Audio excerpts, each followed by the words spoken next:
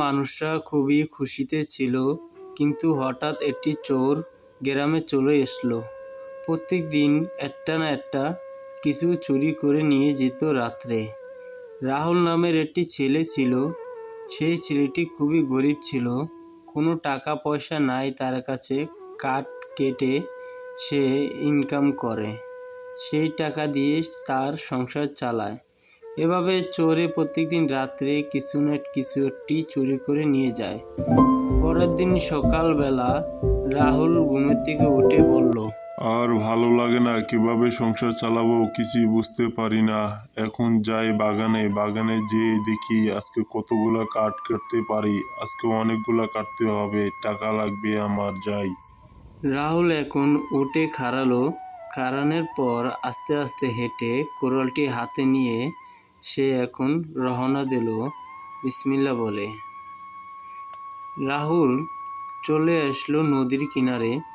এখান থেকে রাহুল হাঁটতে হাঁটতে সে যাবে বাগানের ভিতরে। রাহুল বাগানে চলে আসলো। এখন রাহুলে কোন গাছটি কাটবে সে বুঝতে পারল না। এখন সে একটি মোটা গাছ পেল। সে মোটা গাছটি কাটার জন্য গেল কাটতে। সেই গাছটি কাটলে তার ভালো টাকা ইনকাম হবে, সেটা মনে করে রাহুল সেই গাছটি কেটে ফেলল। রাহুল গাছগুলা ছোট ছোট পিস করে এখন তার মাথায় উঠিয়ে নিয়ে যাচ্ছিল বাজারে। বাজারে নিয়ে রাহুল এগুলো বিক্রি করে ফেলবে। রাহুল বাজারে যেয়ে কাঠগুলি বিক্রি করে তার বাসায় চলে গেল। বাসায় আসার পর রাহুল তার কোরালিটা এখানে থুয়ে সে বসে গেল। বসে রাহুল বলল, বাহ, আজকে অনেক টাকা ইনকাম হলো, 4 টাকা পেয়েছি। এখন এই 4 টাকা নিয়ে আমি বাজারে যাব, কিছু কিনে নিয়ে আসবো। এখন আমি যাই।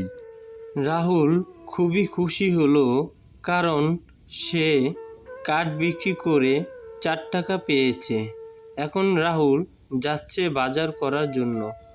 রাহুল যাওয়ার সময় রাস্তা দিয়ে একটি লোককে দেখলো। সে খাট, টিভি, ফ্যান, চেয়ার বিক্রি করছে। সেখানে যে রাহুল দোকানদারকে বলল, এই কি, যেটাই নেবো সেটার দাম 2 টাকা? তাহলে ভাই আমাকে টিভিটা দেন, আমি টিভিটা নিয়ে যাই। হ্যাঁ ভাই, যেটা নেবেন সেটার দামই 2 টাকা, আপনি টাকা দেন, নিয়ে যান। রাহুল টিভি কিনে নিয়ে গেল। অনেক খুশি হয়েছে, কারণ 2 টাকা দিয়ে সে একটি টিভি কিনেছে। এভাবে রাহুল লোভে পড়ে প্রত্যেকদিন এসে এভাবে একটা না একটা কিছু কিনে নিয়ে যায়। কিন্তু রাহুল তো সেটা জানে না, এই চোরে চুরি করে এখানে বিক্রি করে অল্প টাকা দিয়ে। এখন গ্রামের লোকেরা এটা নিয়ে অনেক বিরক্ত হয়ে গিয়েছে। কিন্তু রাহুলে যেই খাটটা নিয়ে গিয়েছিল তার বাসায় গ্রামের একটি লোক দেখে ফেলেছে।